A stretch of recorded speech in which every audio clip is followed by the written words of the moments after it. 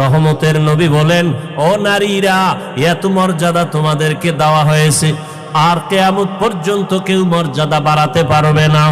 ওই যে বাচ্চা গরমে নিয়া কষ্ট না খাইয়া দিন কাটাইলা, এক একটা দিন আমার আল্লাহ নারীর আমলনামায় রোজার সওয়াব দান করবেন।